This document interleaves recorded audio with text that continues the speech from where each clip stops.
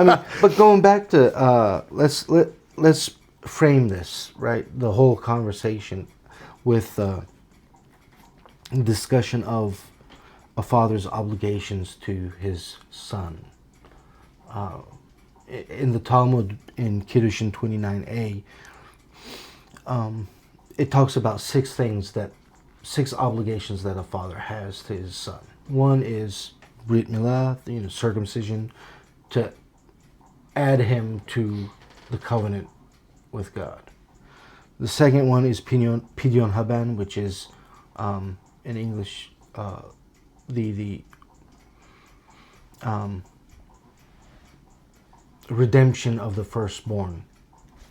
So the Bible tells us in Numbers that if the first child that opens the womb is a male, he needs to be redeemed from the Lord, because we see that God had always planned that Israel as a nation would be a priestly nation unto the Lord, and that this function would be carried out by the firstborn of each family. But then when things went sideways and he had to choose specifically the Levites to be the priestly tribe, he commanded that the rest of Israel should pay a certain amount to the tabernacle to redeem their firstborn son and the firstborn of their animals too. Like everything, well, certain animals. Let's put it like that. And so there's that. The third thing is to teach him Torah, to teach him the Word of God, to walk in the ways of the Lord. Another thing that he was obligated to do for his son, was to teach him a trade. And we see Abraham do all of these for Isaac, right? He circumcises him. Technically, God redeemed him back.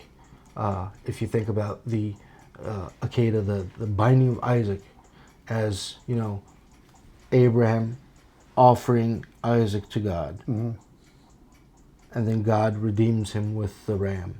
So that was taken care of by God Himself. Then, obviously, as we're going to see, he had taught Isaac to walk in the ways of the Lord.